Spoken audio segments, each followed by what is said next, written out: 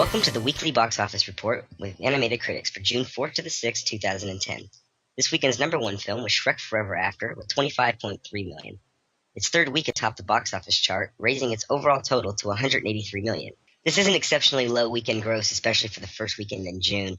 It is trailing the other Shreks at this point in its run. These numbers are inflated as well because of the 3D element. It's a weak frame, and Shrek deserved to be number one if you're going to be the 3D moneymaker this weekend.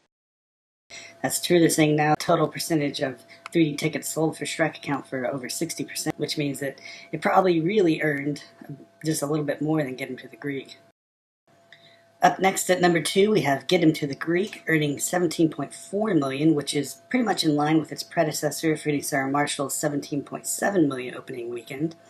Do you think this is on track for about the same as Freddie Sarah Marshall, $60 million?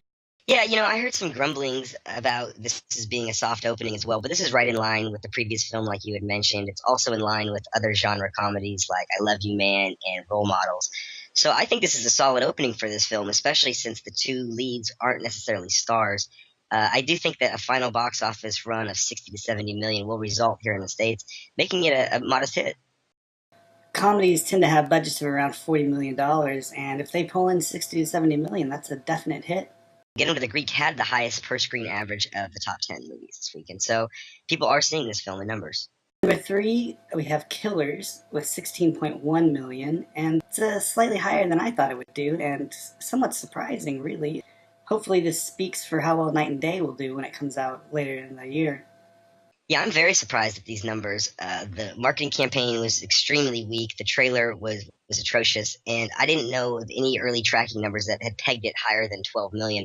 So for a 16 million opening, it speaks to the star power of the two leads because they really sold this movie on their faces alone. I agree. The plot is really non-existent in any of the promotional materials that was released. Coming in at fourth place, we have Prince of Persia: The Sands of Time at $13.9 million, down 53%.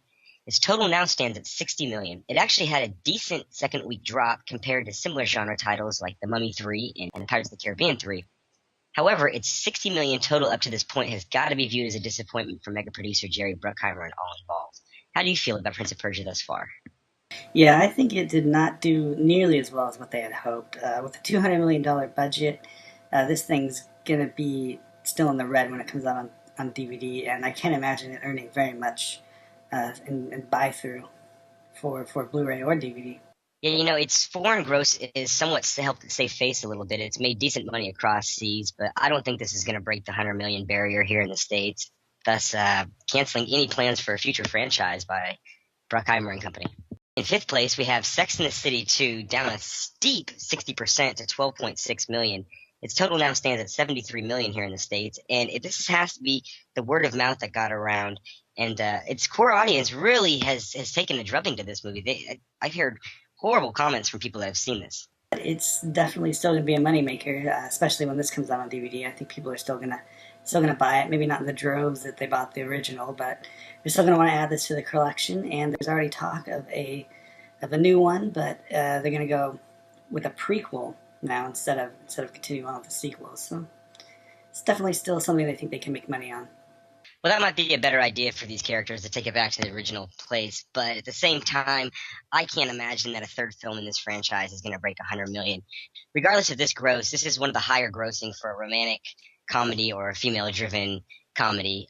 So it is somewhat impressive that four women lead are going to marshal a movie all the way past $100 million, but a third film is not recommended for this series, in my opinion. Opening up outside the top 5 in the 8th place was Splice, a Joel Silver produced film, $7.4 million. It had a massive marketing campaign, although it was modestly budgeted at $30 million. I think this is the most surprising disappointment of the weekend. How did you think Splice was going to do going into the weekend? Well, I thought it would have done a little bit better than what it did, but I'm not really surprised.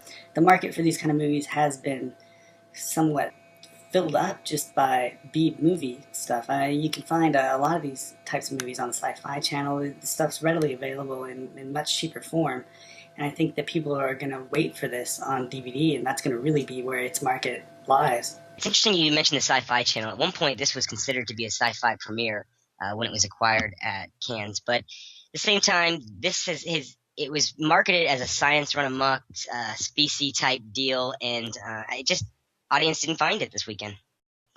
Next week, we have the release of two potential blockbusters, both updates on 80s films, The A-Team and Karate Kid. What do you think is going to be the number one film next week out of those two? Well, out of those two, I would guess that the A-Team is going to pull more than the Karate Kid, but it might be a close tie just because the Karate Kid, you're going to have more of a family type going to that in respect to selling more tickets just by having a parent take the child. But I think the A-Team, overall gross for that's definitely going to be 150. Opening weekend, 20-something million? Why not? Yeah, that's about what I have it in line with. I have it around the $25 to $28 million range, Karate Kid in the low 20s. Although I do think Karate Kid has a chance of being a breakout hit, I don't think it's going to eclipse the overall gross of the A-Team. Thank you for joining us this weekend. Make sure to check back with us next weekend to see if our future predictions came true.